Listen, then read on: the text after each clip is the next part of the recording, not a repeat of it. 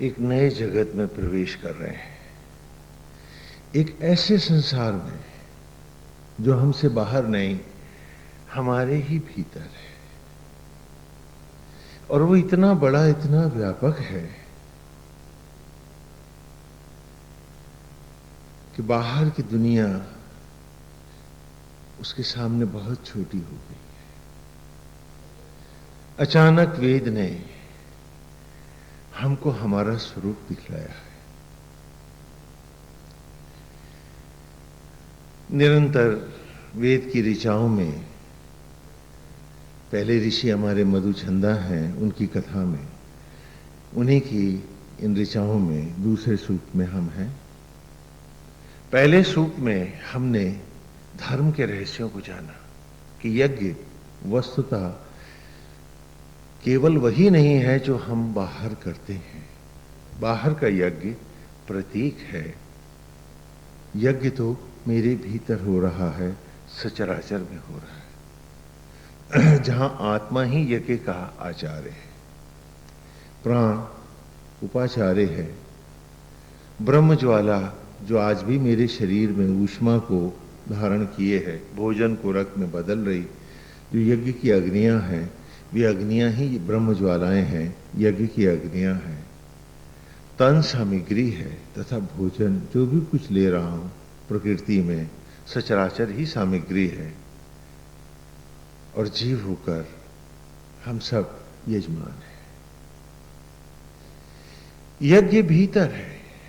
अंतर के यज्ञ में हमें स्वयं को यज्ञ करना है और बाहर के उस यज्ञ से प्रेरित होकर भीतर आना है, तथा बाहर के यज्ञ में बाह्य जगत के मोह को, असत्य को, अज्ञान को, क्रोध को, सभी प्रकार की कुत्सित मनोवृत्तियों को, सबको भस्म करते हुए सामग्री के साथ संकल्प पूर्वक बाहर से तटस्थ होकर, स्थिति प्रज्ञ होकर अंतर के जगत में प्रवेश करना है।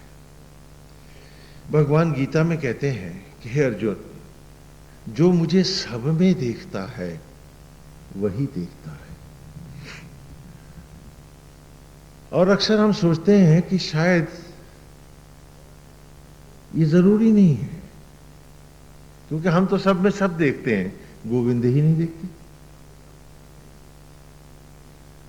ये मेरा बेटा है, ये मेरा भाई है, ये ऊंच है, ये नीच है, ये अच्छा है, ये बुरा है, हाँ, ये पराया है, ये अपना है। ये सब तो हम देखते हैं। नहीं देखते हैं तो एक ईश्वर ही नहीं देखते हैं। तो भगवान ने गीता में ऐसा क्यों कहा? और कहा कि जो सब में मुझे नहीं देखता वो मुझे नहीं देखता, अर्थात मेरा भक्त नहीं है। क्या ये बहुत जरूरी है? क्या इसके बिना खाली माला फेरने से, तिलक लगा लेने से, भजन गा लेने से, थोड़ा दान वान कर लेने से क्या काम नहीं चल सकता? कुछ व्रत रख लेने से? ये सवाल हम सबके मन में रहे हैं, लेकिन आज वेद में आकर हमें अचानक लगा है कि जब तक सब में ईश्वर नहीं देखेंगे, भक्ति की राह में हमारा पहला कदम भी नहीं पड़ेगा, क्योंकि जाना तो भीतर है। तो कितनी सरलता से श्रीमद् भगवद गीता में गोविंद ने अर्जुन को बतला दिया, और हमने उसे कोई बहुत जरूरी नहीं माना था। लेकिन आज जब इन वेद की ऋचाओं में अपने आप को टटोला है, खोजा है, तो लगा है कि उद्धार ही संभव नहीं यदि सब में हमने अपने आराध्य को नहीं देखा। जब तक भेद जगत खड़ा रहेगा, हम बाहर भटकते रहेंगे। जब तक सब में ईश्वरीय भाव नहीं आएगा, जगत में स्थिति प्रज्ञ होकर तटस्थ जीने क्या सत्य नहीं उभरेगा, और एक ही आत्मा का हर ओर दर्शन नहीं होगा, हम ईश्वर की राह एक कदम भी नहीं चल पाएंगे। एक कदम भी नहीं चल पाएंगे। हम सिर्फ अपने आप को बहलाएंगे, धोखा देंगे।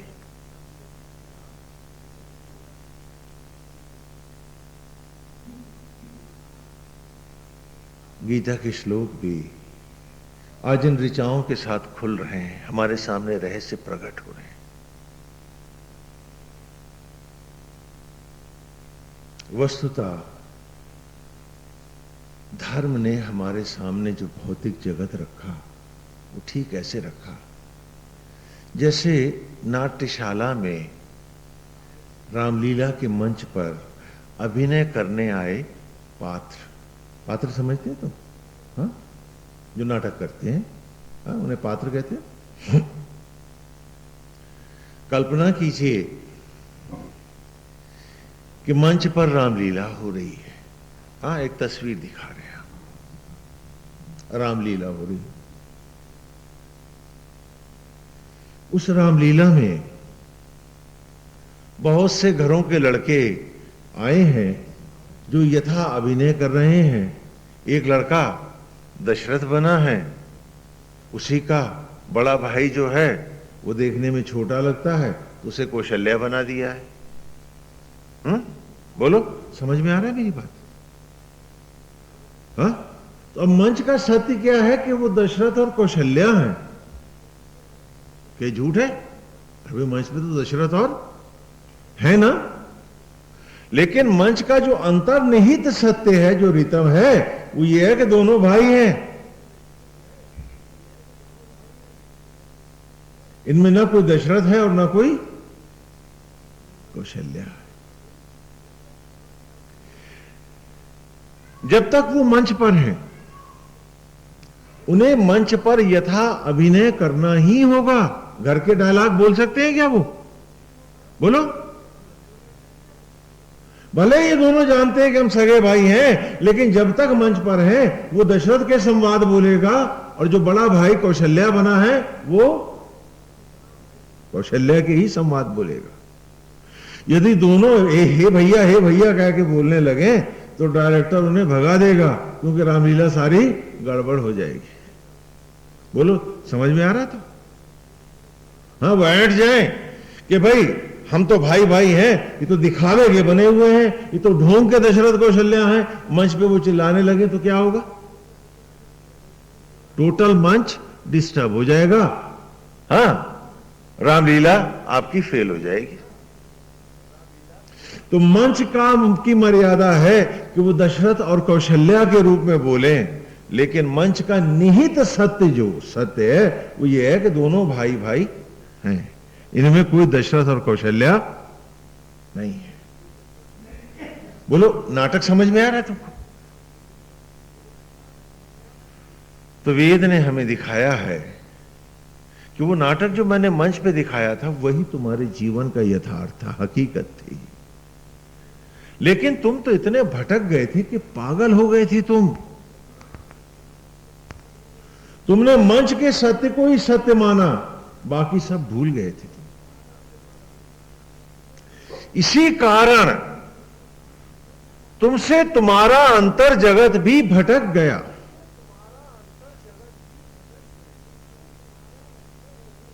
इसी के कारण तुम दुख पीड़ा के सागर में चले गए। जहां तुम्हारे पास सद्गुण आने चाहिए थे, वहां तुमने दुर्गुणों की दुकान खोल ली और उसे उपलब्धि मान बैठ गए। सियाने जो हो गए, और हर सांस पाप बटोरते रहे तुम, और सोचते रहे कि ये बहुत बड़ी उपलब्धि है तुम्हारी। क्यों? क्योंकि तुम भूल गए कि जगत एक नाट्यशाला है, रामलीला का नाटक है ये। जैसे मंच पर आए हुए पात्र यथा संवाद बोलते हैं, अभिनय करते हैं, मंच पर पर्दा उठता है, पर्दा गिरता है, और तभी कुछ लड़के गाते हुए आते हैं, भय प्रकट कृपाला दीन दयाला कौशल्या। मंच पर हर पात्र जानता है ना कि कोई लड़का पैदा हुआ है क्या, और सारे जो देख रहे हैं दर्शक वो भी तो जानते हैं कि मंच पे कोई लड़का, लेकिन पैदा होने का अभिनय हुए है। एक सत्य कथा को अभिनीत कर रहे हैं सारे पात्र, भगवान राम के प्रकट होने की लीला करके दिखा रहे हैं। दशरथ और कौशल्या के लड़का तो हुआ ही नहीं, हो ही नहीं सकता, दोनों लड़के। हाँ, अब वो भी मिनटों में, पर्दा उठा पर्दा गिरा और तुरंत शुरू हो गए। बोलो। ठीक उसी प्रकार वेद ने कहा अपने भीतर झांको। आज तक तुम अपने तन का एक रोया नहीं बना पाए, तेरे भोले भक्त तूने भी बेटा बेटी कब बनाए? तूने भी तो पैदा होने का अभिनय ही किया था। जिसे लड़का बनाना नहीं आया उसके लड़का लड़की हुए कब थे? लेकिन यहां मंच पे तुम सावधान हो, अभिनय करने वाले भी और देखने वाले भी तुम अंधे नहीं हो, समझदार हो, जानते हो कि सिर्फ नाटक हो रहा है और यहां सिर्फ नाटक को ही यथार्थ बनाए बैठे हो जीवन में। यह तुम्हारा सबसे बड़ा पाप है और यही बीज है जिसके कारण हर पेड़ में जो फल लगा है, हर फल जहरीला है, विषाक्त।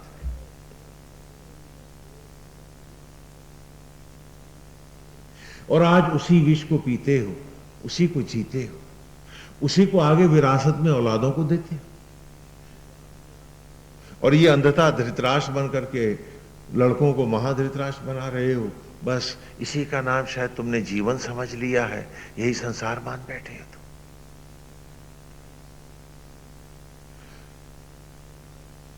जबकि सत्य यह है कि तुम में से कोई यहां कुछ कमाने नहीं आया है, सब अपने अपने पिता के यहां से उम्र के नोट लाए हो और वो गंवाने आए हो, खर्च करने आए हो, लेके कुछ नहीं जाओगे।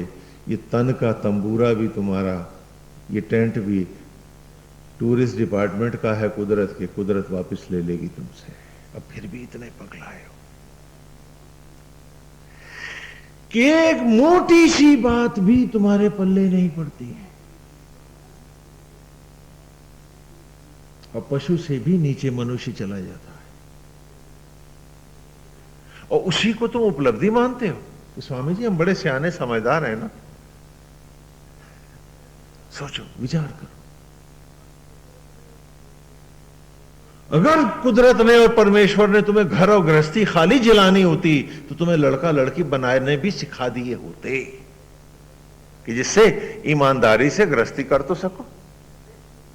क्योंकि वो तुमको खाली गृहस्थी को एक निमित्त होकर धारण कराना चाहता था, इसीलिए उसने तुम्हें निमित्त मां और निमित्त बाप बनाया। तुम्हें आज भी एक उंगली बनानी नहीं आई। निमित्त मां बाप ही तो बना वो रहा, असली मां बाप तो वही है। बोलो बोलो, वही मंच की लीला ही तो है।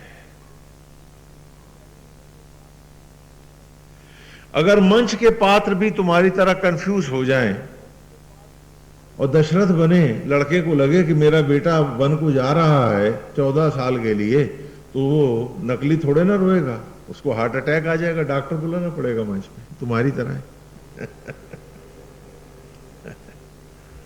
वहां तुम अंधे नहीं हो, वहां तुम ना समझ नहीं हो, और जहां तुम्हें और भी ज्यादा इस नाटक को देख के समझदार होना चाहिए, वहां तुम अंधे भी हो और ना समझ भी।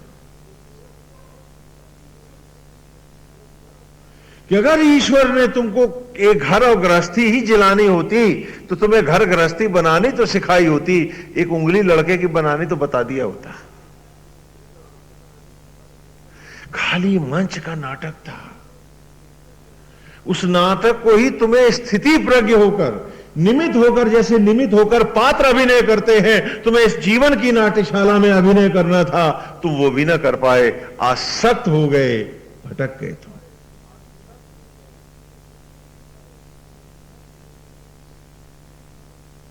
यही तुम्हारा दुख है, यही तुम्हारी पीड़ा है, यही तुम्हारे जीवन के रोग व्याधियां और विपत्तियां हैं। इतनी सी बात रामलीला की हम जीवन में उतार ना पाए, इतनी सी बात कि जिन्हें हम मेरा मेरा गा रहे हैं, इनका हाथ हमने बनाया कि पैर? आता है हमको बनाना? यह कि आत्मा होकर नारायण ही बना रहे हैं।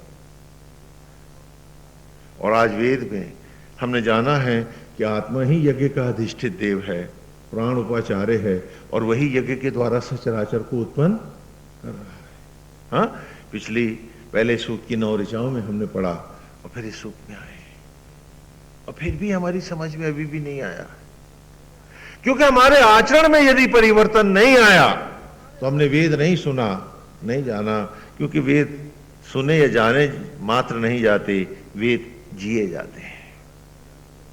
यानी आज भी हम अज्ञान को ही उपलब्धि मान रहे हैं और उसे धोना नहीं चाहते, और उसी असत्य में, अज्ञान में और दुर्गंध में ही डूब कर जीना चाहते हैं। यही हमारा सब कुछ है। इसीलिए आज की ऋचा में कहते हैं कि इंद्र वायु इमे सुता, इंद्र वायु इमे सुता उप्रियोभिरागतम इंदवो वाम उशंति। ये आज की ऋचा है, आपने बोर्ड से ली है।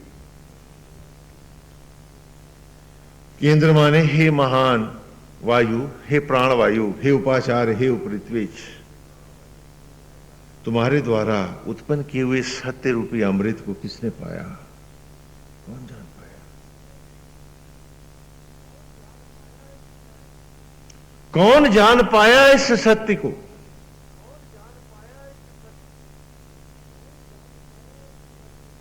क्योंकि हम तो रोज रामलीला देखते रहे और अपनी लीला समझ न पाए।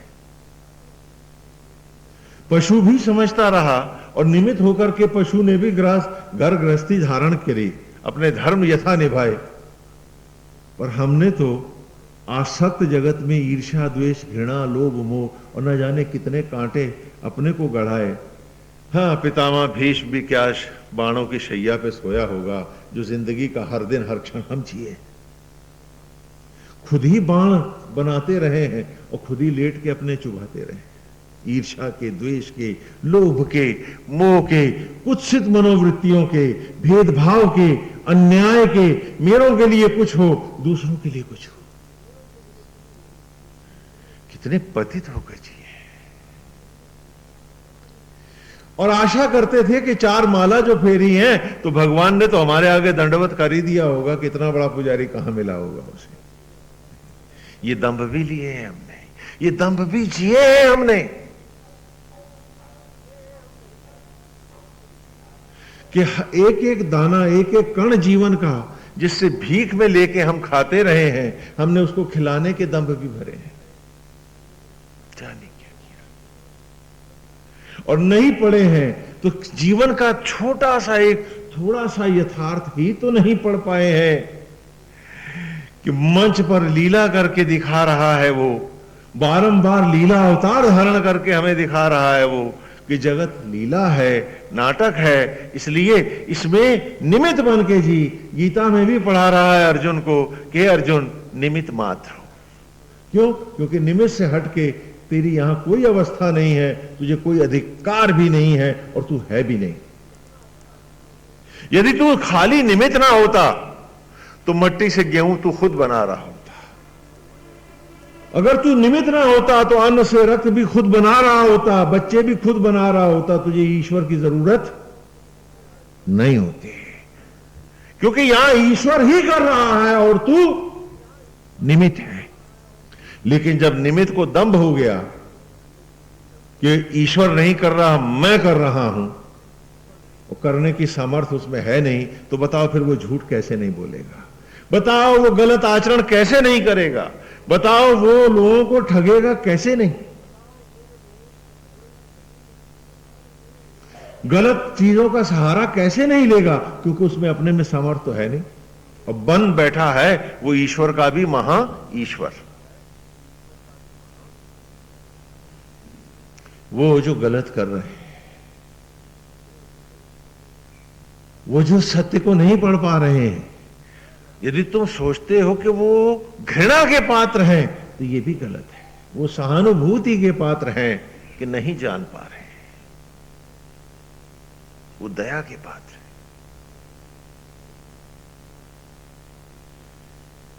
कि आत्मा का सागर सामने खुला पड़ा है और फिर भी वो प्यासे हैं, तड़प ही उनका जीवन बनी है, तड़प कर ही जीते हैं।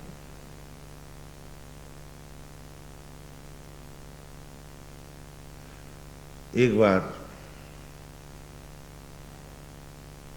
रेलगाड़ी में हम जा रहे थे, शादी ब्याह के दिन थे, तो एक बेचारा भोला सा बूढ़ा व्यक्ति घबराहट में, वो भी ऊंची क्लास में के डब्बे में घुसा है, तो उसके सर पे एक पेटी थी लकड़ी की और उसके ऊपर उसने बिस्तरा बांधा हुआ था, वही डोरी से दरी को लपेट के उसने बांध रखा था, तो वो पेटी के ऊपर वो दोनों को सर पे रखे था। अब बेचारा डरा सा सहमा सा आके खड़ा हो गया कंपार्टमेंट के कोने में। तो उससे कहा कि भाई जब आ ही गए हो तो बैठ जाओ, यहां तो बहुत जगह है, अगले स्टेशन पे डब्बा बदल देना, तुम्हें टीटीआई अगर कुछ कहेगा तो हम उससे हाथ जोड़ लेंगे, समझा लेंगे, बैठ जाओ बैठ जाओ, कोई बात नहीं। तो वो वैसे ही बैठ गया हमारी बगल में। कैसे कि सर पे वही पेटी और पेटी के ऊपर वही बिस्तरा, यूं सर पे रखा और आराम से गद्दे पे बैठ गए। अब सब लोग देख के हंसने लगे, कार्टून तो वो बन ही गया। तो हमने उसे समझाते हुए कहा, हमने भले आदमी आराम से बैठना, इसको उठा के नीचे क्यों नहीं रख देता। कहने लगा है बाबा तुमको दिखाई नहीं पड़ रहा है क्या कि गाड़ी इतने जोर से भाज रही है। मैंने कहा भाग तो रही है गाड़ी, भाज रही है भाई, भाज रही है। तो कहने लगा इसको उठा के नीचे रख दूंगा तो ये छूट ना जाएगा। कि अगर बिस्तर को सर से उतार के नीचे रख दूंगा तो इतनी तेज गाड़ी भाग रही है तो ये छूट ना जाएगा, मैं तो आगे निकल जाऊंगी तो पीछे ही रह जाएगा। तो उसके भोलेपन पर सब लोग हंस पड़े। हमने सोचा काश ये अपने पे भी इसी तरह हंस सकते हैं, काश ये अपने पे भी इसी तरह हंस सकते हैं, ये पढ़े लिखे समझदार लोग, कि जिंदगी की हर गाड़ी को हर सांस हर क्षण वो खींच रहा है और तुमने हर चीज को माथे पे लाद रखा। घर तो गृहस्थी मेरा तेरा ईर्ष्या द्वेष करना सब, ये सारे ट्रंक पेटियां, हाँ उसने तो 2 ही लादे थे, तुमने तो 10-100 लाद रखे हैं।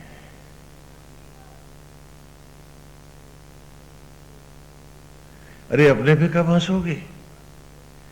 कभी देखते हो आईना, देखो कि कितने ट्रंक लदे हैं तुम्हारे सर पर और कितना बड़ा कार्टून बने हो और बैठे हो नारायण की गोद में, इतनी मुलायम गोद में। वो डब्बे का गद्दा भी क्या मुकाबला करेगा इसका। जरा पहचानो अपने आप को, पूछो अपने आप से कि क्यों तूने रात तनाव में बिताई, क्यों वो दिन तेरा क्रोध आवेश चिंता और बदले की भावना में गया, जब गोविंद ही जिंदगी की गाड़ी चला रहा है और तुझको अपनी मुलायम गोद दिए है पिता और मां की तरह गोद में बिठाए है तुझे। तो फिर ये पेटियां, ये टोकरियां, ईर्ष्या द्वेष घृणा और तनाव की तूने माथे से उतारी क्यों नहीं। क्यों तू कार्टून बन के वहां बैठा रहा है और सारी जिंदगी यही किया तूने, तमाम उम्र यही करता रहा है।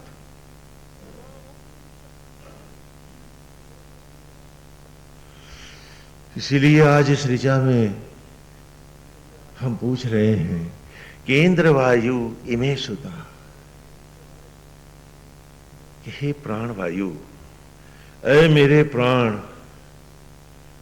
मेरे अंतर, तुम्हारे द्वारा निचोड़ा हुआ जीवन का सत्य रूपी यह अमृत, ये किसने पाया, किसने पिया।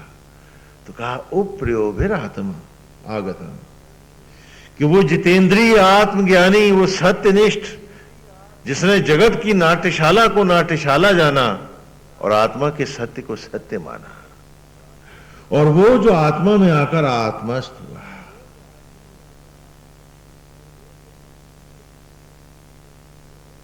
वो प्रियोभिर आगतम, वो जो आकर अपने ही अंतर में भस्म हो गया, जो यज्ञ हो गया, जो अपने अंतर को ही अर्पित हुआ, उसी ने उस अमृत को पाया।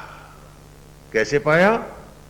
इंद्रवो वाम उशंति ही, जैसे इंद्र का भेजा हुआ कच्छ, उष्णन, उष्णस ये शुक्राचार्य के नाम है, यह उदाहरण आया है, कथा एक, वो भी आपको सुनाएंगे, कि जिस प्रकार इंद्र का भेजा हुआ कच्छ शुक्राचार्य उष्णन अर्थात शुक्राचार्य के बाएं अंग को फाड़कर संजीवनी मंत्र को लेकर प्रकट हो गया था।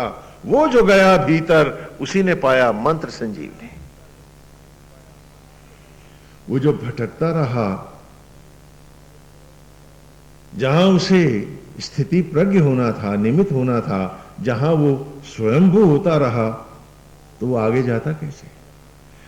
आप पहुंचे थे मलियाबाद तक, जा रहे थे दिल्ली को, और पहुंचे थे मलियाबाद तक, अचानक आपके दिमाग में फितूर आ गया कि दिल्ली आ गई। तो जब दिल्ली आई गई तो आप आगे क्यों जाओगे? तो जिन्होंने भौतिक जगत के नाटक को ही सत्य मान लिया, वो भीतर जाते कैसे? वो तो मलियाबाद को ही दिल्ली गाते ना, और वही करते रहे आप जिंदगी भर,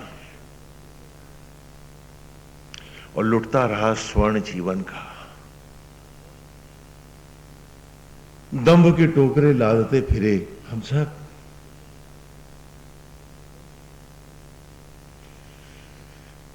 क्या स्वामी क्या गृहस्थ, सब लादे, हम सब लादे।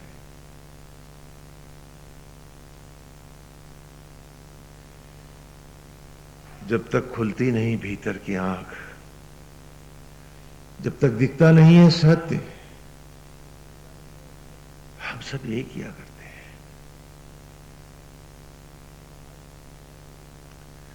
काश खुल जाए वो द्वार और फिर ईमानदारी से बंद ना होने दें हम उसे। नाट्यशाला के मंच के पात्र, मैं आपसे एक सवाल पूछ रहा हूं कि मंच पर कौशल्या बने लड़के से दशरथ बने लड़के ने कहा, संवाद बोला, डायलॉग बोला कि हे मेरी प्राण प्यारी, तो उत्तर में उसने हाथ जोड़कर कहा, आज्ञा करें प्राणनाथ। कहा ना, कोई लड़ाई झगड़ा तो नहीं हो। अगर मंच से उतरकर यही डायलॉग लड़का फिर कहे उसको कि हे मेरी प्राण प्यारी, तो क्या होगा? वो जूता लेके घर तक पहुंचा देगा उसको कि रहो प्राणनाथ। यही आपके जीवन की विसंगतियां हैं, क्योंकि गलत समय पर आप गलत आचरण करते हो।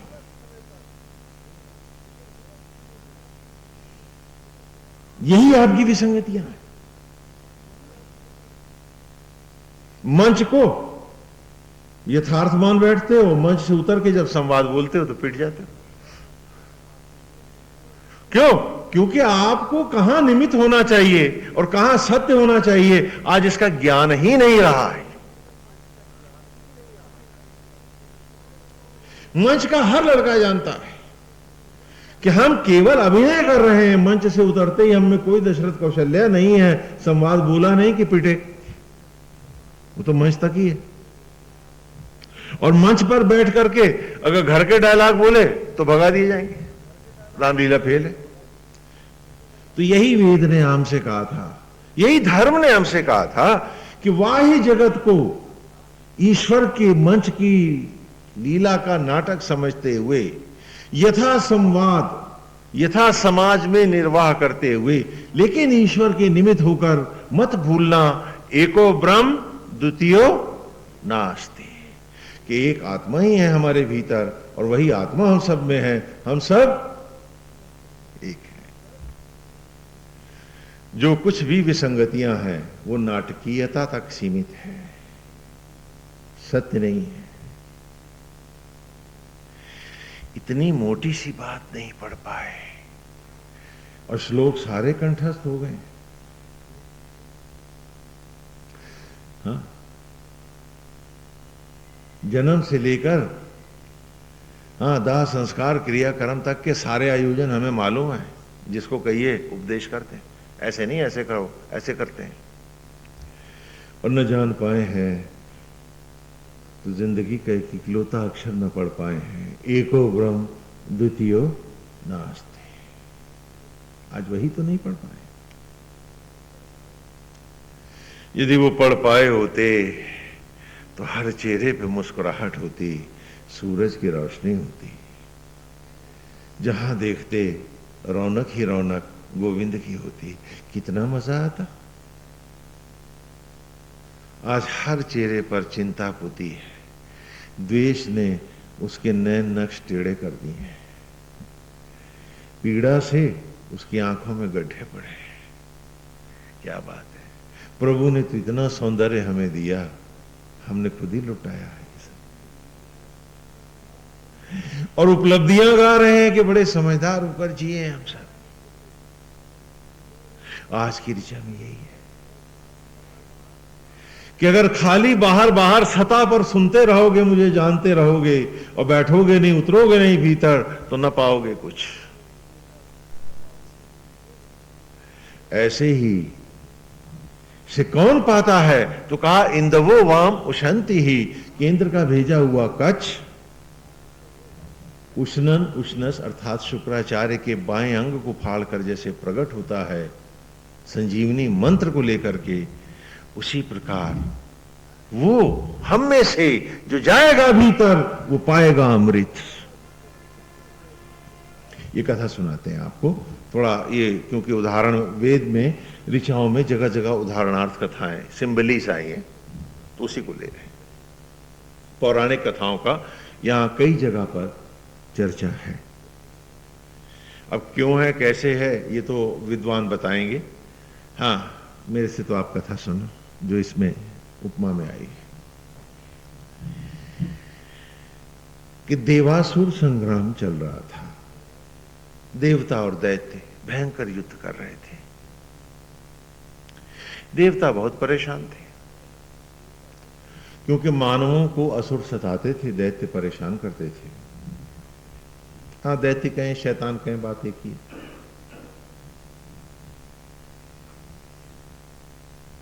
तो देवताओं ने सोचा कि अगर हमें संजीवनी मंत्र मिल जाए, अगर हमें संजीवनी मंत्र मिल जाए तो हम भी जो युद्ध में मारे जाएं उन्हें जीवित कर लें। और संजीवनी मंत्र था शुक्राचार्य के पास, दैत्य गुरु, दैत्यों के जो गुरु थे आचार्य शुक्र, उन्हीं के पास संजीवनी मंत्र है। और यह है कि वो मंत्र किसी को देंगे नहीं। संजीवनी मंत्र जो मुर्दे को जीवित कर देता है, उसी की चर्चा इस वेद में है। और कहा कि वो मंत्र तुम सबके भीतर है, वो मंत्र आप सबके भीतर है। संजीवनी की मंत्र के पास बैठे हो और तिल तिल कर मौत के करीब हो रहे हो। क्या बात है। हाँ, तो देवताओं ने जब सोचा, तो देवताओं के जो राजा इंद्र हैं, हाँ, वो बड़े चालाक हैं, चंट हैं। तो वो कहते हैं कि ठीक है, मैं लाता हूं, मैं संजीवनी मंत्र शुक्राचार्य से ले लूंगा। तो देवताओं ने कहा कि इंद्र, देवेंद्र, तुम कैसे लाओगे? कहा उसके लिए मैं देवगुरु बृहस्पति जो है, हाँ, जैसे दैत्य गुरु शुक्राचार्य हैं, वैसे ही देवताओं के गुरु कौन है? बृहस्पति। तो कहा कि जो देवगुरु बृहस्पति हैं, हम बृहस्पति के पुत्र को, कच्छ को, हाँ, उनके बेटे हैं, उनका नाम क्या है? कच्छ है, कि देवगुरु बृहस्पति के बेटे कच्छ को भेजेंगे और कच्छ शुक्राचार्य का शिष्य बन के उनसे संजीवनी मंत्र ले आएगा। कच्छ ने कहा, देवेंद्र मैं नहीं जाऊंगा। कच्छ वहां उपस्थित थे, बैठे थे। उनका, देवेंद्र मैं आपसे सहमत नहीं हूं। अरे शुक्राचार्य जब मुझसे पूछेंगे कि तुम कौन हो, तो क्या मैं झूठ बोलूंगा गुरु से? क्या मैं छिपाऊंगा? जैसे ही वो पूछेंगे तुम कौन हो, मैं उसी समय कह दूंगा कि मैं देवगुरु बृहस्पति का पुत्र कच्छ हूं। मैं इतना बड़ा पाप नहीं कर पाऊंगा। कि गुरु अथवा संत के सामने झूठ बोलना सारे तप को खोना होता है और अंध योनियों को जाना होता है। तो कहा ऐसा मैं नहीं करूंगा।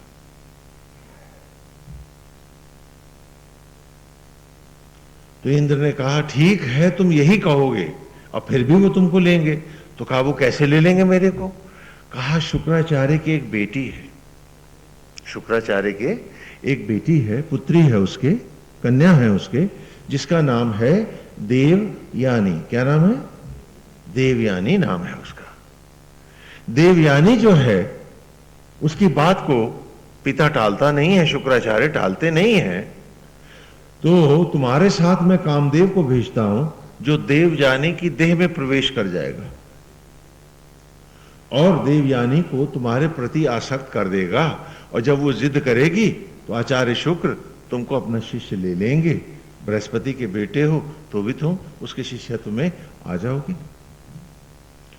कामदेव ने कहा कि देखो इंद्र, तुम पहले भगवान शंकर के पास भेज के मुझे भस्म करा चुके हो। हाँ हाँ, वो कथा तो आप लोगों ने सुनी है ना।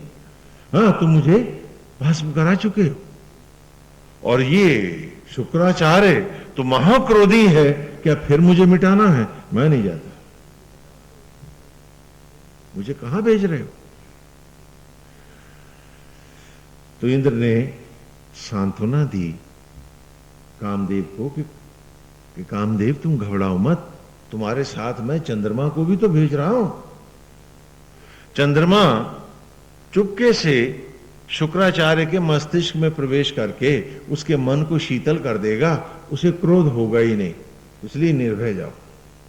और इस प्रकार पूरा षड्यंत्र रचकर, हाँ, योजना बना करके ये तीनों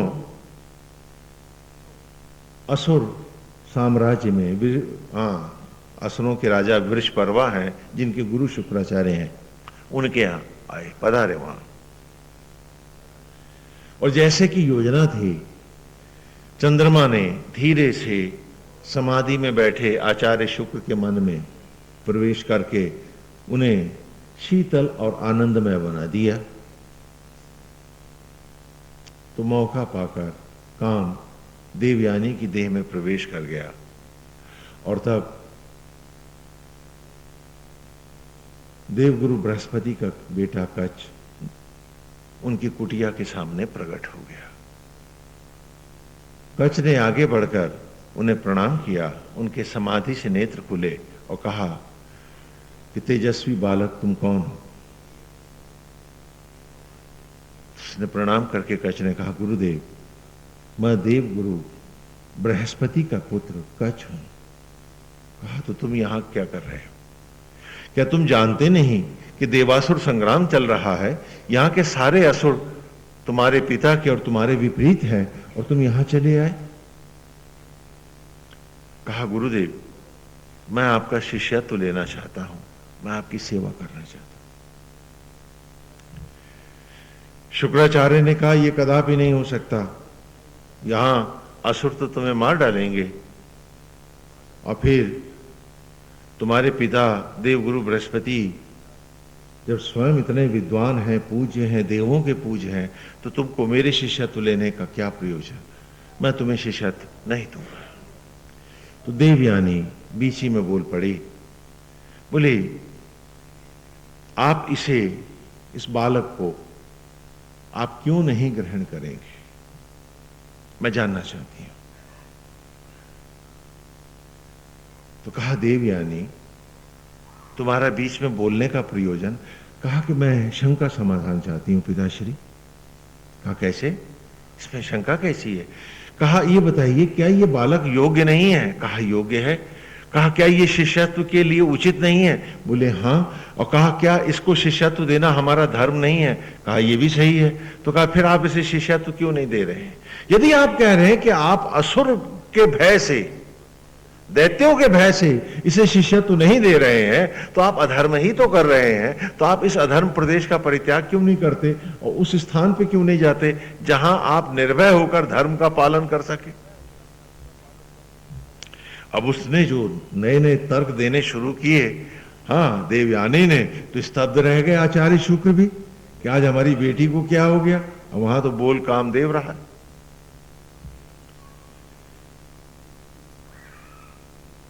तो कहा, देवयानी, तुम्हारे इन तर्कों का कोई अर्थ नहीं है, यथार्थ को समझो, असुर मार डालेंगे इसे। कहा इस आपको निर्भय होकर इसे शिष्यत्व देना चाहिए, यदि असुर मार डालें तो इसका भाग्य, परंतु आप यदि ये उचित है, ये योग्य है, ये शिष्यत्व के काबिल है, तो आपको इसे लेना ही चाहिए, ये आपका धर्म है। और यदि आप धर्म का आचरण नहीं कर पा रहे हैं तो आपको इस प्रदेश का परित्याग करना चाहिए, दो में एक काम करने चाहिए। अपने आचार्य शुक्र ने कच्छ को अपना शिष्य स्वीकार कर लिया, अंगीकार किया उसको। हाँ, कच्छ गुरु आश्रम की सेवा करने लगा। कुछ दिन के उपरांत गुरु से आज्ञा लेकर के मैं गौएं चरा लाऊं आश्रम की, और कच्छ ने क्या किया, गाय ली और वन को चराने के लिए गया। तो जो असुर दैत्य थे उन्होंने देखा कि एक बड़ा तेजस्वी नौजवान गायों को चरा रहा है, तो सारे के सारे दौड़ करके उस युवक के पास आए। कहा कौन हो तुम? कहा तुम्हें नहीं मालूम, मैं तो शुक्राचार्य का शिष्य हूं और देवगुरु बृहस्पति का बेटा कच्छ हूं। बता दिया दैत्यों को भी उसने, झूठ नहीं बोला, छिपाया नहीं उसने। कहा कि मैं देवगुरु बृहस्पति का बेटा हूं और तुम्हारे गुरु का शिष्य बना हूं, शुक्राचार्य का।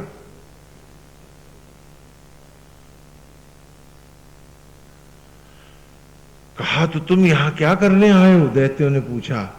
तो धीरे से उनको मुस्कुरा के कहता बताऊं? बोले हाँ। बोले मैं संजीवनी मंत्र लेने आया हूं तुम्हारे गुरु से, देवताओं के हित में। वो भी बता दिया उसने, छिपाया नहीं उसने, बता दिया। अब तो सारे दैत्य सिर जोड़ के सोचने लगे कि ये तो हमारा महाविनाश आ गया। हाँ, इस एक मंत्र के सहारे तो हम युद्ध लड़ रहे थे, ये तो हम सबको, हाँ, हमारे युद्ध को भी पराजित करवा के रहेगा। सोचने लगे क्या करें। तो जब कुछ समझ में नहीं आया तो उन्होंने कच्छ को पकड़ा, उसके टुकड़े कर डाले, मार दिया उसको।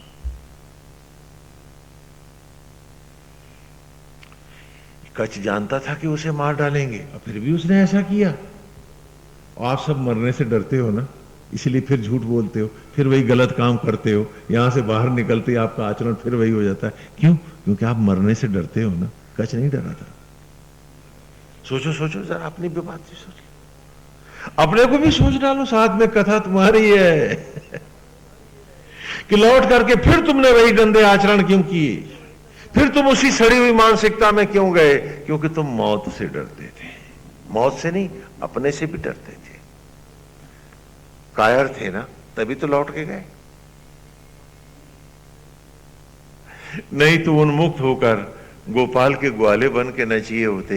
अरे घर में हैं, घर की सेवा करेंगे, बाहर निकलेंगे संसार की सेवा करेंगे, ये शरीर भी उसी का दिया है, अब तो उन्मुक्त होकर उसके चरणों को अर्पित होकर सेवा करेंगे, हमारे कर्म में कोई खोट ना हो, हमारी सेवा में कोई खोट ना हो, फिर जैसे गोपाल रखेगा वैसे रहेंगे। जेही विधि राखे राम ताही विधि रही।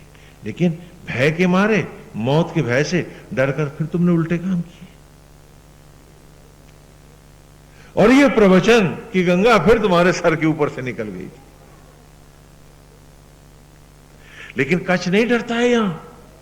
उसने कहा मैं तो संजीवनी मंत्र लेने ही आया हूं भाई। तो उन्होंने मार डाला उसको और टुकड़े टुकड़े करके कच्छ के जंगल में छिटा दिए। आप सब जानते हो कि जब तक प्रभु नहीं मारेंगे आप में कोई मरेगा नहीं, लेकिन फिर भी मौत से डरते हो ना? और ये जानते हो कि मरना तुम सबको है, फिर भी मौत से डरते हो, है ना? इसीलिए तो झूठ बोलते हो, इसीलिए तो गलत काम करते हो,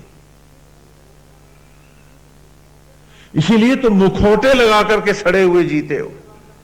रावण के तो 10 ही सर थे, हमारे मुखौटों को कोई गिन के दिखाए तो हम जाने।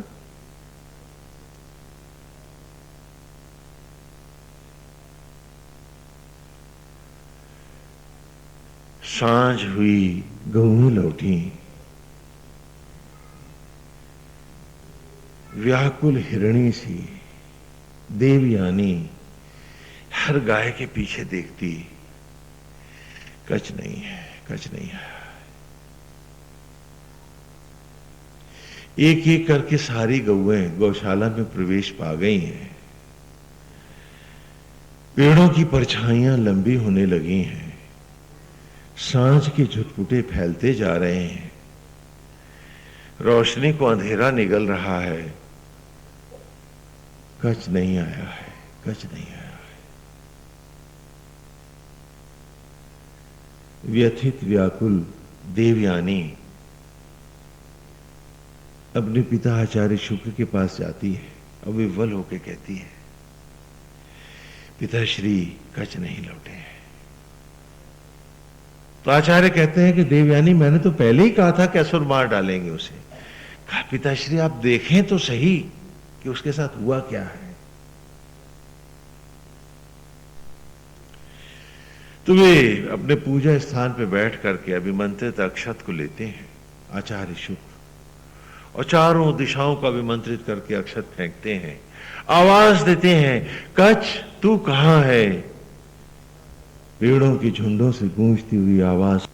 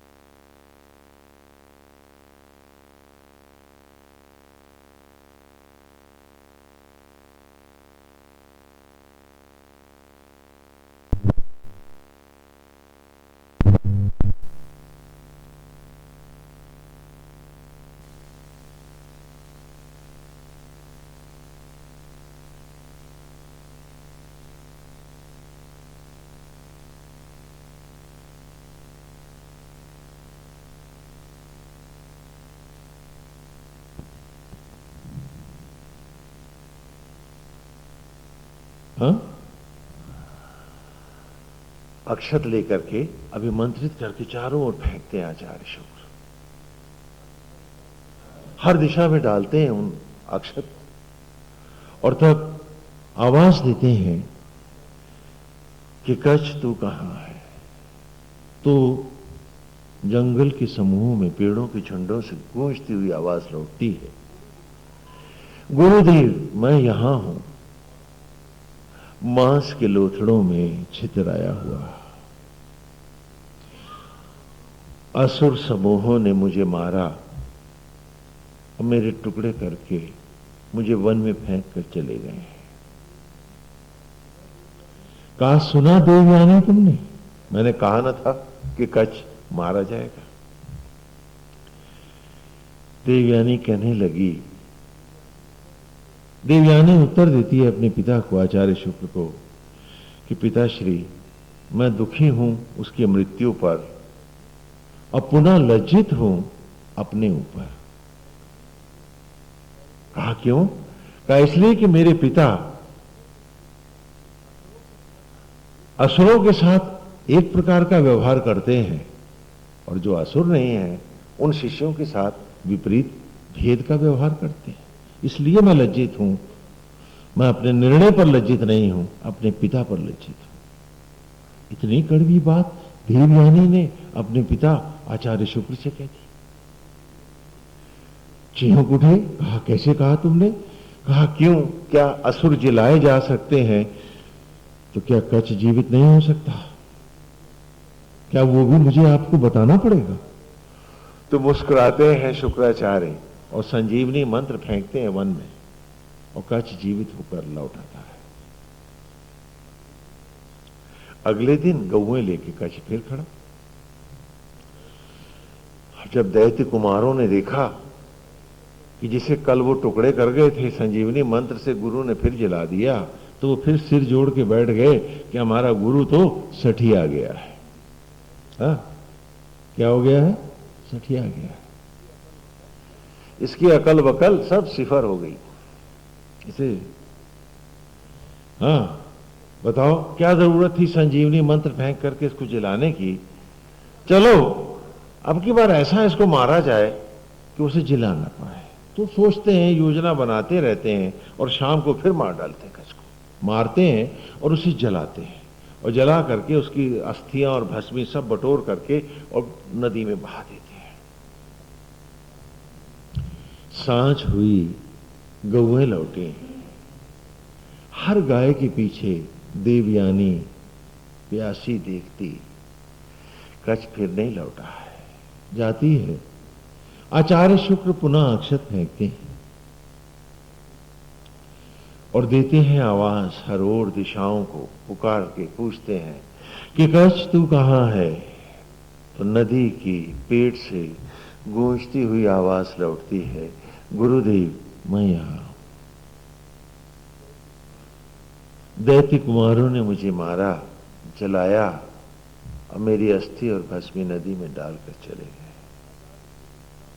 आचार्य शुक्र पुनः संजीवनी मंत्र फेंकते हैं और संजीवनी मंत्र फेंकते हैं तो नदी से कच्छ पुनः लौट आता है। लौट आया कच्छ।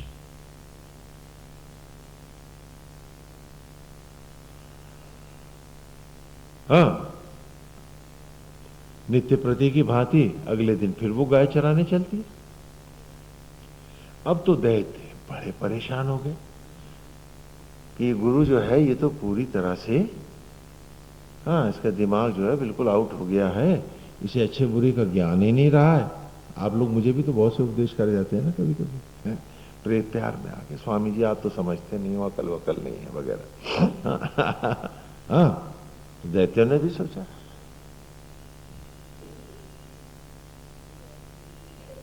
बोले ऐसे नहीं मानेंगे।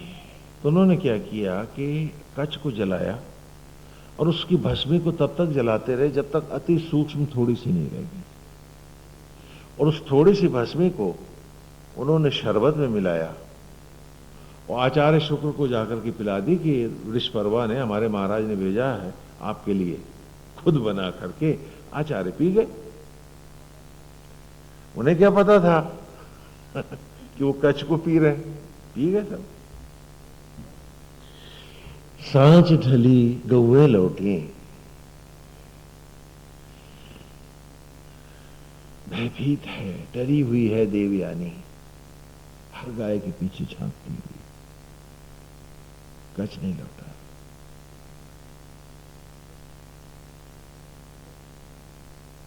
कच्छ का कहीं पता नहीं। दौड़ कर गई, कहा पिताश्री आप देखें कच्छ क्यों नहीं लौटा। आचार्य शुक्र ने फिर अभिमंत्रित अक्षत फेंके चारों ओर और आवाज दी, कच्छ तू कहां है? तो भीतर से आवाज आई, गुरुदेव मैं यहां। और कच्छ तो वहीं जाना ही चाहता था क्योंकि यहां तक जाए बिना संजीवनी मंत्र नहीं मिलेगा, तुमको भी नहीं, मुझको भी नहीं और कच्छ को भी नहीं। बाहर बाहर भटकते रहोगे, न पाओगे कुछ। धोखा अपने आप को दे रहे हो। तुम्हें बड़ी ईमानदारी से भीतर जाना होगा। यही आज की ऋचा है वेद की, और उसके साथ उपमा में एक कथा आई है।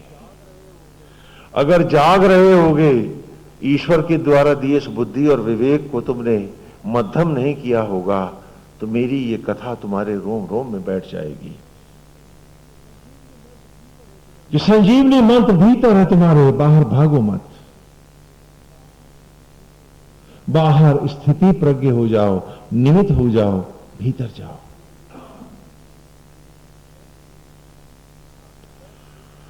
कहा कि कच्छ तू कहां है?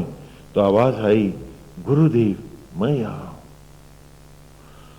असुर कुमारों ने मुझे जलाया और मेरी भस्मी को शरबत में मिला के आपको पिला गए, मैं यहां बैठा हूं। आचार्य शुक्र बहुत दुखी हो गए, रोने लगे। कहने लगे देवयानी, संग का दोष बहुत बड़ा होता है। यदि सत्संग का सुफल है तो कुसंग का दुष्फल भी तो है। और संग का मतलब ये नहीं कि तुम्हारे साथ कौन है, तुम अपने मन के साथ भी तो संग कर रहे हो। तो मन तुम्हारा सत्संगी है या कुसंगी है? अगर मन कुसंगी तो तुम कुसंगी, क्योंकि संग तुम बाहर ही नहीं भीतर भी कर रहे हो और निरंतर कर रहे हो। यदि ये मन तुम्हारा तुम्हें ईर्ष्या, द्वेष, क्रोध, लोभ, मोह में, कुत्सित भावनाओं में, अपने पराये में, विषांतता में, आसक्त जगत में ले जा रहा है, तो तुम सत्संगी नहीं हो। फिर क्या हो? कुसंगी हो, बीच मंदिर में बैठे कुसंगी। क्योंकि तुम्हारा सबसे बड़ा संग तुम्हारे अपने मन के साथ है। यदि वो पवित्र नहीं है तो सत्संग करोगे कैसे? अगर बर्तन ही मैला होगा तो आरती करोगे कैसे? मन तो थाल है, मैला है तो पूजोगे कैसे गोविंद को? तो जब तक सब में एक नारायण का भाव नहीं आएगा, ये थाल मजेगा कैसे? गीता की बात है। जब तक भेद जगत को ही ये सत्य मानकर भेद को ही भेद में जियोगे, कुछ ना पाओगे। जब भेद जगत को निमित्त स्थिति प्रग मंचशाला का नाटक मानकर, नाटक को नाटक में निर्वाह कर और सब में एक राम देखोगे, तो मन का थाल मज जाएगा। भाई इतनी सी बात है। जरा तो मैं ये नहीं कह रहा कि वाय जगत को डिस्टर्ब करो, मैं ये कह रहा हूं कि मंच पर अगर उल्टे सीधे डायलॉग बोलोगे तो डायरेक्टर भगाएगा। तो जब तक मंच पर हो, मंच की बात करो, लेकिन अंतर में ये ना भूलो कि एको ब्रह्म द्वितीय नास्ति, गोविंद ही सब में है। क्या इतना भी नहीं ला सकती? हाँ, दुखी होगी कि आज इन असुरों का साथ किया तो आज मेरी ये गति है कि एक ब्राह्मण का हत्या का मैं भी कारण बन गया और उसकी देह मेरी देह में है। आज मैंने मनुष्य का भक्षण किया है। देवयानी, तुम ठीक कहती थी, लेकिन अब क्या हो बेटी, अब मैं उसे जीवित नहीं कर सकता। आज यदि मैं कच्छ को जीवित कर दूंगा तो मेरी मृत्यु हो जाएगी। अब हम मुझ में और कच्छ दो में एक ही जीवित रह सकता है। देवयानी रोने लगी। उसके अश्रु हैं कि थमते नहीं। देवयानी ने रोते हुए कहा, पिताश्री, न तो मैं आपके बिना जीवित रह सकती हूं और न ही कच्छ के बिना। विधाता को यही मंजूर था। संभवतः मैं इतनी ही आयु लेकर आई थी। आप मुझे आज्ञा दें, मैं अग्नियों का वर्ण करूंगी। पिता कहते हैं कि ऐसा तू कैसे कर सकती है कि सामने पिता बैठा हो और उसकी युवा बेटी, जिसके हाथ पीले होने का समय है, वो लपटों का वर्ण करके अपनी देह का त्याग करते। तेरे बिना तो देवयानी मैं भी नहीं रह सकता। शुक्राचार्य रोने लगते हैं कि बेटी, तुम्हारे बिना मेरा भी तो अस्तित्व नहीं। यदि तू कच्छ के बिना नहीं रह सकती तो मैं कच्छ को जीवित कर देता हूं और तुम और कच्छ सुख से रहो। मुझे मरना स्वीकार है। देवयानी ने कहा, आप ऐसा कदापि नहीं करेंगे। मैं पितृ हत्या का पाप लेकर एक क्षण भी तो जीना न चाहूंगी। एक विचित्र धर्म संकट फंस गया है। एक ऐसी समस्या खड़ी हो गई है आचार्य शुक्र के सामने कि जिसका कोई समाधान अब नहीं है।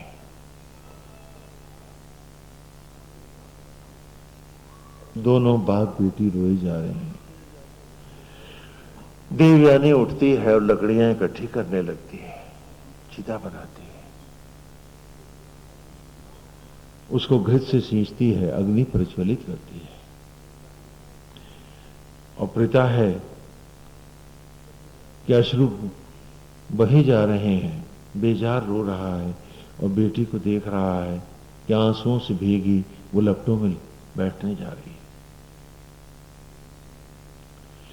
पिता को प्रणाम कर जब वो अग्नियों की ओर बढ़ती है तो आचार्य शुक्र उसकी बाह पकड़ लेते हैं, कहते हैं बेटी ठहर जाओ, एक समाधान और है, एक मार्ग और है,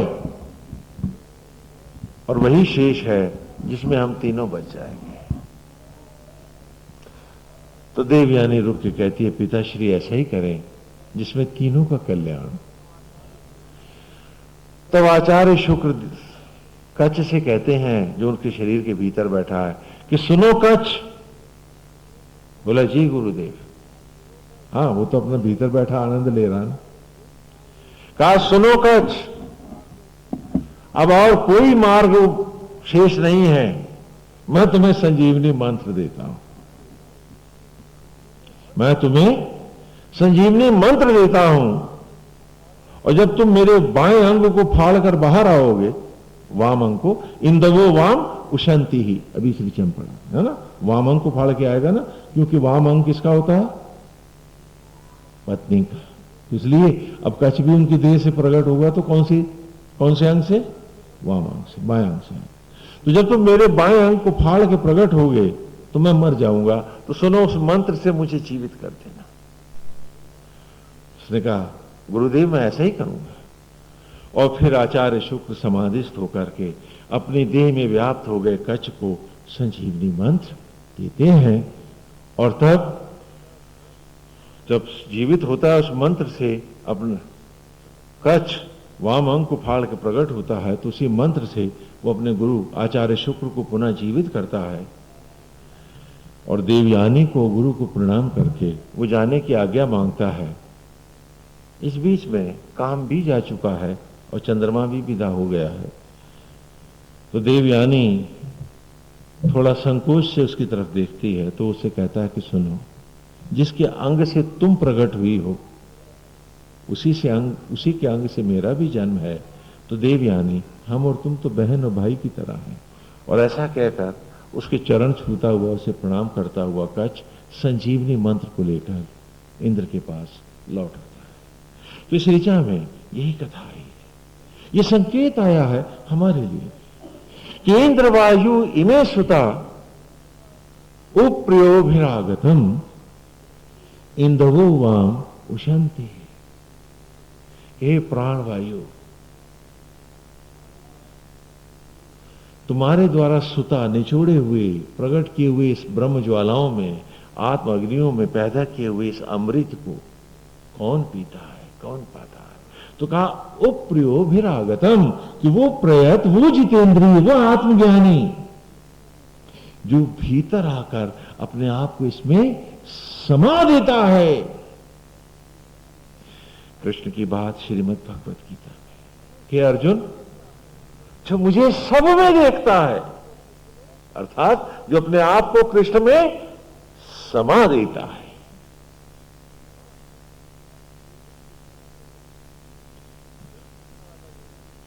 फिर ये नहीं कि इतना अलग है और इतना अलग, इतना फिर झूठ बोल लेंगे ना, इतना प्रपंच भी कर लेंगे ना ऐसा नहीं। काहे अर्जुन, जिसने अपने पुण्य और पाप, दुष्कर्म और सत्कर्म सभी मुझे अर्पित किए, वही मुझे प्राप्त हुआ।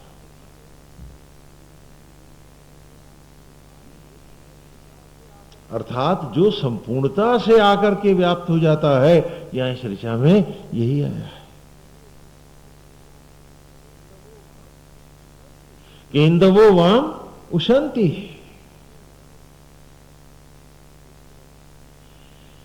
कि जिसने एक सत्य को स्वीकारा, जिसने जगती को परमेश्वर का बनाया हुआ एक नाट्यशाला जानी, नाटक को यथा पात्रों और संवादों में निर्वाह करते हुए जो ये कभी नहीं भूला कि हम सब पात्र हैं, अन्यथा वो एक आत्मा ही है जिसके द्वारा सचराचर प्रकट है, और जो मुझ में है वही सब में है, हम सब एक हैं। सिए राम मैं सब। हाँ, तो इस प्रकार वेद की ऋचाओं में हम देख रहे हैं निरंतर जो पढ़ते आ रहे हैं। यहां वेद एक पूरा गान नहीं है, एक प्रैक्टिकल एप्लीकेशन है और डिसिप्लिन ऑफ लिविंग है। आज हमारा बड़ा दुर्भाग्य है कि इस देश को एक लंबे गुलामी के अंतराल में जाना पड़ा।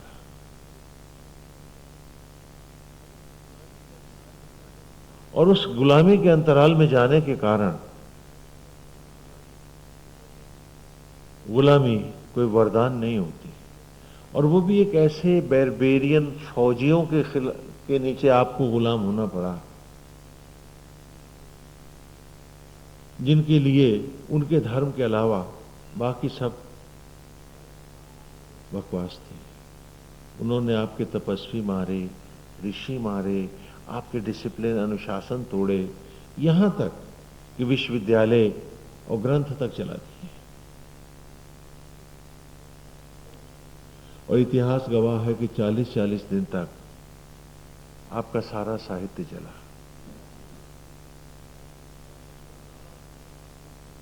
और ये सारा साहित्य भोजपत्रों पर था, क्योंकि उन दिनों प्रिंटिंग हाउसेस, छापा खाने और कागज होता था क्या?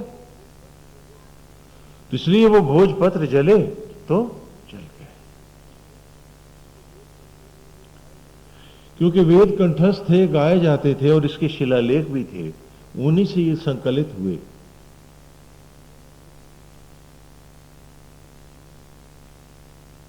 इसलिए इनके अतीत को खोज पाना, मैं समझता हूं किसी भी विधा के लिए, किसी भी विद्वान के लिए अब संभव नहीं है।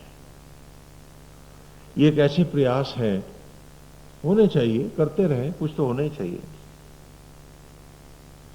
लेकिन मैं समझता हूं ये सब मन के बहलाव मात्र है। क्योंकि स्वयं वेद व्यास ने अपनी संहिताओं में लिखा है, संकलन वेद व्यास ने किया इनका, जो थोड़े से हमें मिले हैं। तो इससे पहले भी, महाभारत काल से से पहले भी ये एक बार सारे वेद ध्वस्त हुए थे, क्योंकि वेद व्यास ने महाभारत काल के उपरांत अपने संहिता में एक जगह लिखा है, वेद व्यास ने, कि वेद रूपी वृक्ष की 1,000 शाखाएं थी, 1000 ब्रांचेस थी, जिसे इंद्र ने ध्वस्त करवा दिया था। और मैं वेद व्यास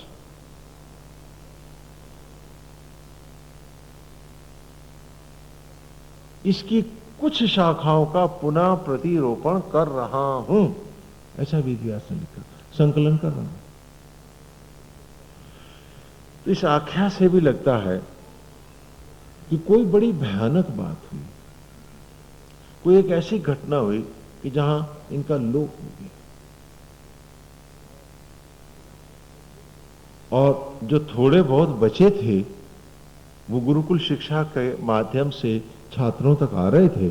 गुलामी के अंतराल में, मदरसों की शिक्षा में इनके भी दम टूट गए। और फिर देश जब आजाद हुआ तो लॉर्ड मैकाले, एक नया वेद व्यास आ गया, उसी की शिक्षा आज भी आप पढ़ा रहे हैं। और इस प्रकार इन्हें शिक्षा में, एजुकेशन में उतारा नहीं जा सका, और धीरे धीरे आप जिनके कभी गुलाम थे उन्हीं की नकल और बी टीम बन के रह गए। आज अनासक्त शब्द आपको मेरा बिल्कुल रास नहीं आता है, मैं जानता हूं। क्यों? क्योंकि आसक्त ही जीवन है। You want to live like a professional and not like a missionary. Am I correct? क्यों? क्योंकि इसी डिसिप्लिन में आप पढ़ाए गए हैं, इसी में आप एजुकेट किए गए हैं, और इसी में आप जी रहे हैं। और इन दोनों डिसिप्लिन्स का बहुत बड़ा भेद है। एक, जब तुम प्रोफेशनल होकर के जीते हो तो तुम्हारे लिए मटेरियल वर्ल्ड ही ट्रूथ है, ईश्वर एक कर्टसी है, एक औपचारिकता।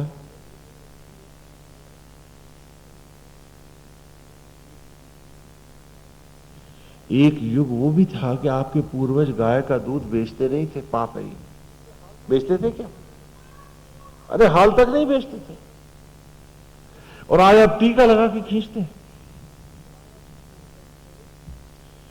क्योंकि प्रोफेशनलिज्म हैज नो एंड।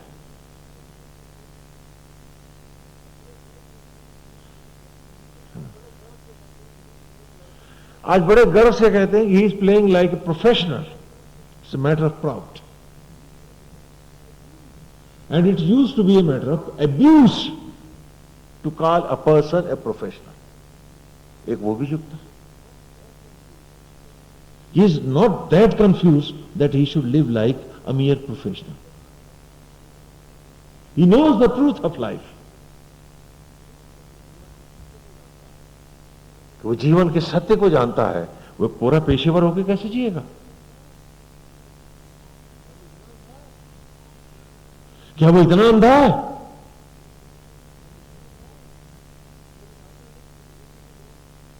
क्या वो जानता नहीं कि वो जिंदगी के नोट केवल खर्च करने आया है? तो फिर वो प्रोफेशनल होकर के, एक पेशेवर होकर क्यों जिएगा? उस ट्रूथ को क्यों नहीं कंसीव करना चाहेगा जिसके लिए वो मनुष्य बना? क्या वो इतना कंफ्यूज हो जाएगा? तो it used to be an abuse.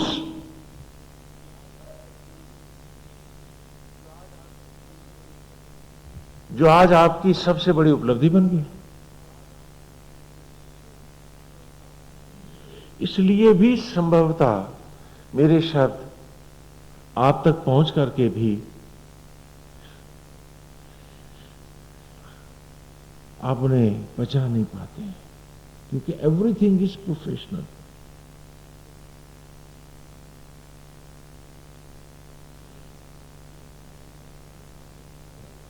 है ना? यहां तक कि गेम्स में भी they are playing professional cricket. साहब क्या बात है? It's a matter of proud.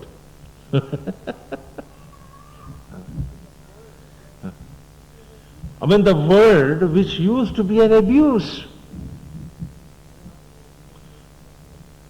मैंने आपको प्रोफेशनल और मिशनरी का भेद बताया था। एक बार फिर एक छोटा सा उदाहरण दे दूं। एक मां जब अपने बच्चे का मैला धोती है तो वो ममता बाई पवित्र मां कहलाती है। देवी भगवती का रूप होता है उसका। लेकिन जब मैला धोने की प्रक्रिया को एक प्रोफेशन में लेती है तो आप उसे स्वीप्रेस, भंगन, जमादारन वगैरह वगैरह कहते हैं। क्या दोनों का स्तर एक होता है? आज हम प्रोफेशनल होना चाहते हैं, मिशनरी नहीं।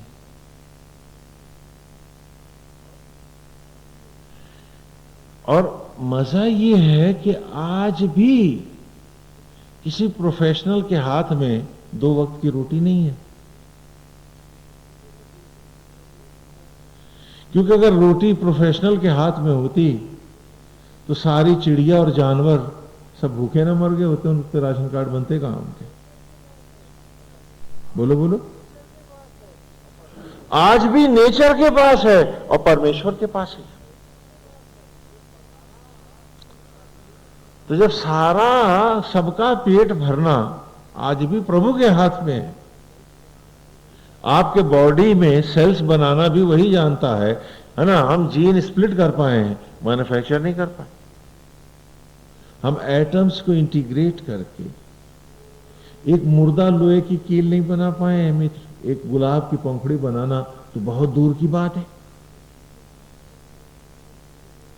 तो फिर हम सब प्रोफेशनल ही क्यों हो गए, जबकि ये नेचर में कहीं एग्जिस्ट नहीं कर रहा है? क्योंकि पेट आज भी वही भर रहा है। हम केवल निमित्त अपने कर्तव्य करेंगे, पेट तब भी भरेगा। बेईमानी किए बिना भी पेट भरेगा। और सोने की रोटी हम में से आज भी कोई पचा नहीं सकता है, पेट फट जाएगा, मर जाओगे। तो फिर हम एक घटिया प्रोफेशनल बनके, एक अनासक्त, एक मिशनरी बनके क्यों नहीं जीना चाहते हैं? एक सवाल है जो हम सबको अपने आप से पूछना है। वाई, क्यों नहीं? क्योंकि आज उसकी इच्छा ना होती तो हम सब यहां इकट्ठे कैसे होते? और हम ये वेद की चर्चा क्यों करते? सारा लखनऊ क्यों नहीं आया? आप ही लोग क्यों आए? क्योंकि आपके कुछ संचित पुण्य, कुछ पिछले जन्मों के कर्म है, कुछ संस्कार हैं, तभी तो आप आए। तो क्या आप उनको भी ठुकरा देंगे? हम सबको सोचना है, क्योंकि हर दिन जो बीत रहा है मेरी उम्र से घटता जा रहा है। वो धन जो मेरे पास है वो घट रहा है, बढ़ा नहीं सकता हूं मैं, चाहे जितना बड़ा प्रोफेशनल हो जाऊं। तो फिर मैं कोरा प्रोफेशनल बन के ही क्यों जी रहा हूं, और हर चीज को एक प्रोफेशनल आंख से ही क्यों देख रहा हूं?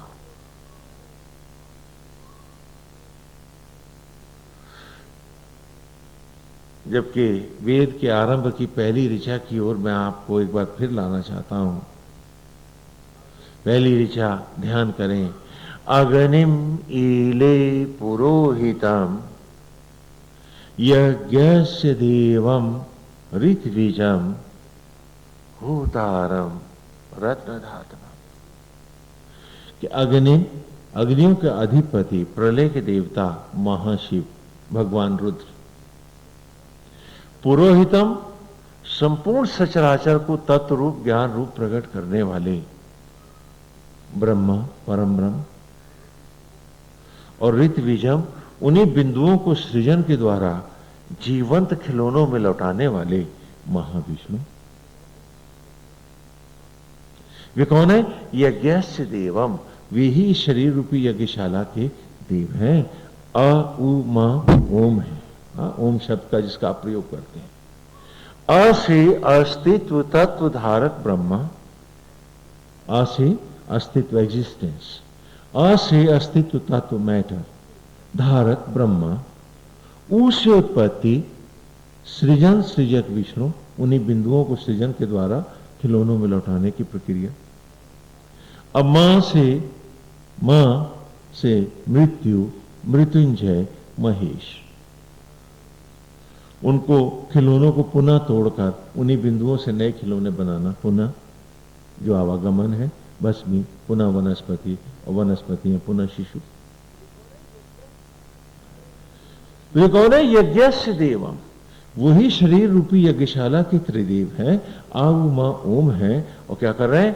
होतारम रत्नधात्मम, न्यौछावर कर रहे हैं हम पर जीवन की सारी स्वर्णिम उपलब्धियां, एक एक दाना अन्न हर क्षण। ईले, उस आत्मा के साथ हम अद्वैत करें, अर्थात उसी की राह का अनुसरण करें। हाँ, बेटा कौन? जो पिता की राह है। तो जब हमको बनाने वाला परमेश्वर वही हमारा पिता है सत्य रूप में, और वही हमको भस्मी से वनस्पतियों में और वनस्पतियों से इस दुर्लभ मनुष्य योनि में ला रहा है, वही हम पर न्यौछावर करके उम्र के नोट हमें दे रहा है। तो न्यौछावर से, न कि प्रोफेशनल बन के दिए हमसे। तो फिर ये प्रोफेशनलिज्म हम में कहां से आ गए? ये पहला ही सवाल वेद में हमसे वेद ने पूछा था। आज सिर्फ प्रोफेशनल हैं आप। क्यों? क्योंकि लॉर्ड मैकाले की एजुकेशन टोटल प्रोफेशनल है। गुरुकुल की शिक्षा में मैं आपको 3 तागों का जनेऊ देता था। Purpose to education, purpose to life. पहला सूत्र था, तुम भस्मी से वनस्पतियों में कैसे आए, आगे पढ़ाऊंगा। दूसरा सूत्र था, वही वनस्पतियां गर्भ में शिशु कैसे बनी, इस रहस्य को पाना है।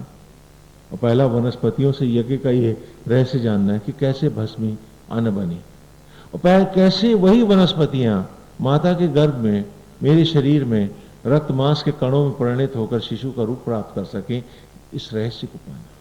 और तीसरा तागा है, 3 तागे का जनेऊ होता है, हाँ, यज्ञोपवीत होता है। तीसरा धागा, ये शरीर जो है ये उसकी धरोहर है, और क्योंकि न्यौछावर से उसने बनाया है तो मुझे भी सचराचर में उसका न्यौछावर बन के जीना है, और इसलिए इसको धनुष के रूप में धारण करता हूं, गांडीव की तरह से, क्योंकि यही मेरा अस्त्र है, पर्पस। शरीर रथ है, आत्मा श्री कृष्ण ही सारथी हैं, जो हर सांस और धड़कन से इस रथ को चला रहे हैं।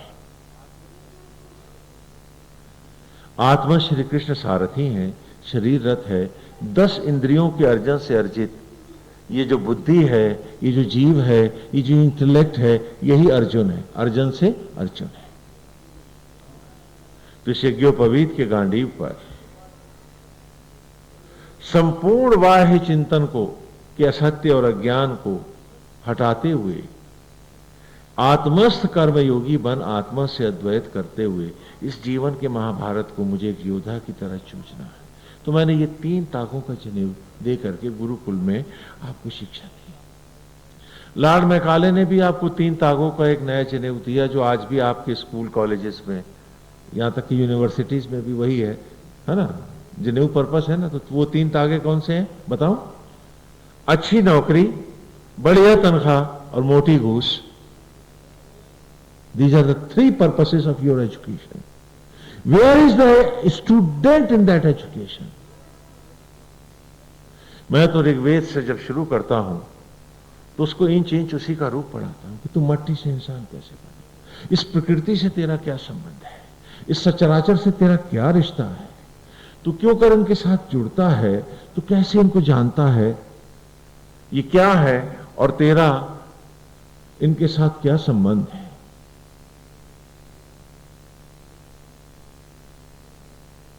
लेकिन आज मैकाले की एजुकेशन में स्टूडेंट नहीं है, परवर्टेड मटेरियल, ये यूं कहूं कि प्रोफेशन ही।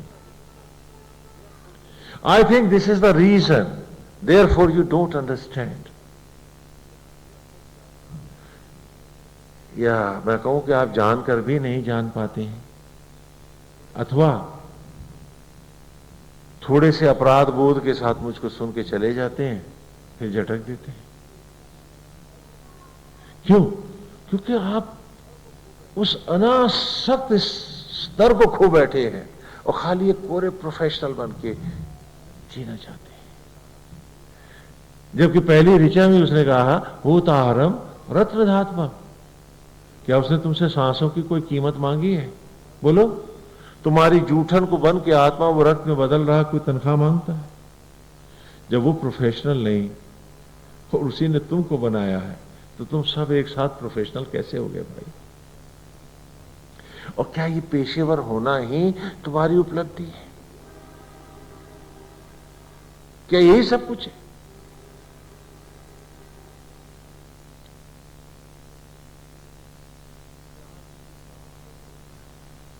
कि जहां से जो चाहूं बटोर लाऊं, बस घर भर लूं?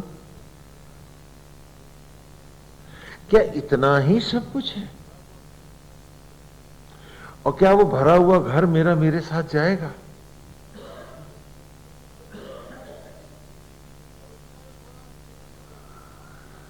और इसका एक बड़ा सिंपल एप्लीकेशन भी उन्होंने हमको दिया गुरुकुल शिक्षा में, जिसे आज आप साधना कहते हैं, कोई योगा कहता है, कोई भक्ति कहता है। बहुत सिंपल। मैं उसे एक बार फिर आपके लिए दोहरा देना चाहता हूं। हम में से वो सब जो कच्छ की तरह भीतर जाना चाहते हैं,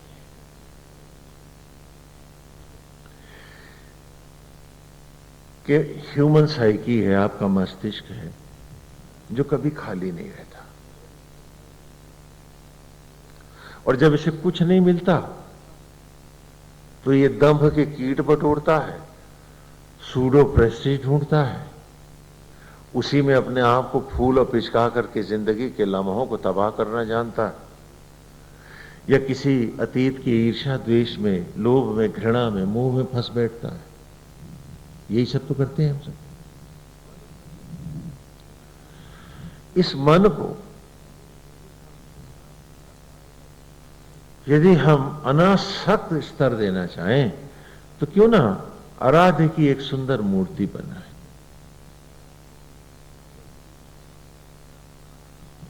और वही वेद के 5 महावाक्य हैं। पहला है तत्त्वमसि, तेजोमसि, एको ब्रह्म, द्वितीयो नास्ति, अहम ब्रह्मास्मि और सोहमस्मि। धारणा, ध्यान, समाधि, यज्ञ और योग, ये 5 वाक्य हैं। तो सबसे पहले गुरुकुल शिक्षा में मैं बच्चों के साथ क्या करता हूं कि मैं जानता हूं कि इसका मन अगर खाली रहा तो ईर्ष्या, द्वेष, क्रोध को ही बिलोएगा, थोथे दंभ को बिलोएगा। तो सब कॉन्शियसली ये व्यक्ति हर समय बालक ही अपने आप को पनिश करता रहेगा, है ना? क्योंकि जब भी आप क्रोध में होते हैं, ईर्ष्या में होते हैं, द्वेष में होते हैं, किसी की पनिशमेंट के ध्यान में होते हैं, तो आप नहीं जानते हैं आप अपने आप को इक्वली पनिश कर रहे होते हैं। This is human psychology. वैसे भी मैं सीधा सवाल पूछता हूं, क्रोध में आपका चेहरा कैसा होता है? सुंदर होता है क्या? नहीं ना, भयानक होता है। भय में आपका चेहरा सुंदर होता है क्या? पीला होता है। चिंता में, अपमान में, बदले की भावना में आपका चेहरा सुंदर होता है क्या? सिकड़ा हुआ, पिचका हुआ, उदास होता है। तो क्यों ना एक सुंदर मूर्ति के सौंदर्य में और मुस्कुराहट में मैं इस बच्चे के मन को बिठा दूं तो इसका चेहरा हमेशा खिला रहे, और उसके साथ ही मेंटली, क्योंकि ये सौंदर्य के साथ, एक सुगंध के साथ, एक मुस्कुराहट के साथ जुड़ा रहेगा, तो मेंटली और फिजिकली इंप्रूव करता रहेगा, अपने को वेस्ट नहीं करेगा। हाँ, क्योंकि इसका मन कभी खाली नहीं रहता, किसी का नहीं रहता, हमेशा। तो इसको एक सुंदर परमेश्वर के साथ क्यों न जोड़ते। फिर दूसरा कारण मेरे पास है कि हम में हर व्यक्ति का एक नेचर है, कॉपीइंग नेचर, नकल करना।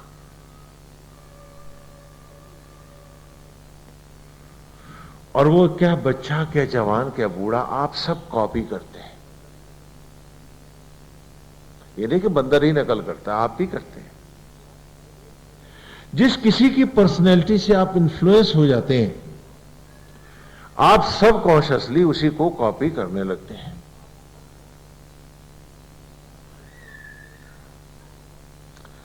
यूं समझ लीजिए कि आज जब मां बाप को झगड़ते देखता है बच्चा, उन्हें गलत काम करते देखता है, घर में आपस में, परिवार के लोगों को आपस में लड़ते झगड़ते देखता है, तो उसके मन में, उसके सबकॉन्शियस में जो अपने माता पिता के लिए एक इमेज है वो क्रैश करती है। तो उसके बाद उसके सामने एक पर्सनैलिटी क्राइसिस आ जाता है जिसे वो कॉपी करे। तो वो गली के गुंडे में, उसकी पर्सनैलिटी में, उसकी शोहरत में अपनी इमेज ढूंढने लगता है और धीरे धीरे उसका डुप्लीकेट हो जाता है। This is the problem with everybody now. अगर मां बाप की इमेज ना टूटी होती तो उसके सामने कोई पर्सनैलिटी क्राइसिस, कोई ऐसी साइकी उसके सामने डेवलप ना हुई होती, तो वो ऐसा नहीं करता। तो भारत की संत ने इसको भी सामने रखा कि उसके सामने ईश्वर का एक इतनी सुंदर, इतनी व्यापक पर्सनैलिटी बना दो कि कभी भी किसी गलत पर्सनैलिटी को वो कॉपी न करे। और काजल की कोठली से भी बिना लकीर लिए निकल जाए संसार की। और क्योंकि हम सब मैकाले के यहां पढ़ते रहे हैं, गुरुकुल में आए नहीं हैं, तो आइए आज हम भी कुछ ऐसा कर डालें। फिर अगले रविवार को अगली ऋचा के साथ हम आगे बढ़ेंगे। आज इतना तो हम कर ही सकते हैं, भीतर जाने का एक प्रयास, किस जगत को जो सत्य है उसे स्वीकारें कि आज भी सारा world, total nature missionary level पर ही एग्जिस्ट कर रहा है, प्रोफेशनल लेवल पर नहीं।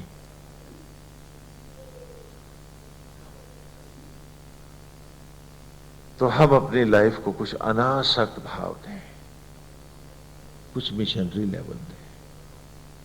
और सबसे पहले अपनी मनोवृत्तियों को, मन को बांधने के लिए भगवान की एक सुंदर मनोहारी छवि ले।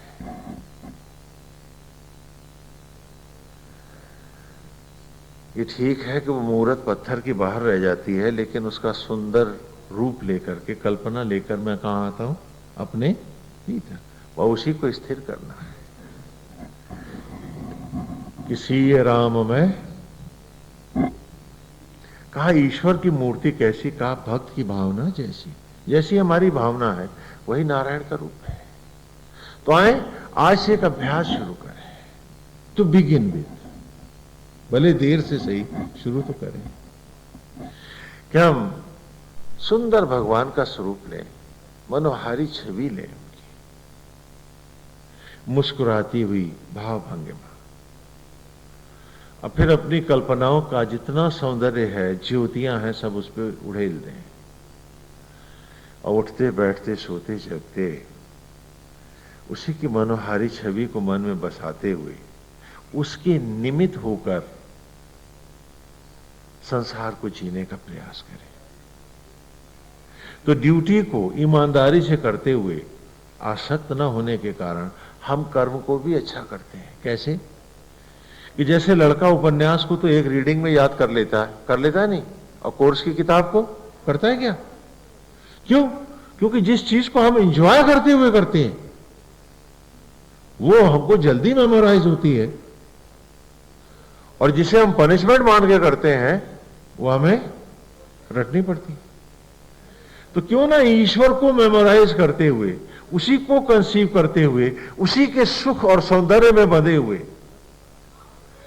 जब क्रोध में चेहरा हमारा भयानक होता है, भय में पीला होता है, चिंता में उदास होता है, सिकुड़ा होता है, हाँ, तो जब भगवान के सौंदर्य में मन रहेगा, विचार सुंदर ईश्वर में रहेगा, तो चेहरा कैसा होगा? तो अपने को एक नया व्यक्तित्व दे, एक नई पर्सनैलिटी दे। पहली बार अपने ही शरीर में स्वयं को उत्पन्न करने की प्रक्रिया आरंभ करें कि मेरे ही शरीर में जन्म ले रहा हूं मैं। यह है अहम ब्रह्मास्मि।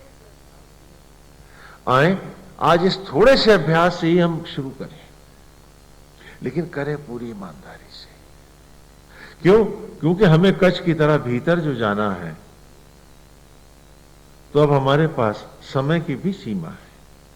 तो हम पूरी ईमानदारी के साथ चलें, आगे बढ़ें कि उठते बैठते उसकी मनोहारी छवि रहेगी। जब कोई बुराई भी करेगा तो ध्यान करेंगे कि नारायण आप ही का रूप है, आप ना होते तो ये कहां होता? तो निमित्त है, प्रभु आत्मा होकर आप ही तो दे रहे हो, इसमें भी आपने भला सोचा होगा। गोविंद आप जानो, और हम फिर उसके रूप में बस जाएं।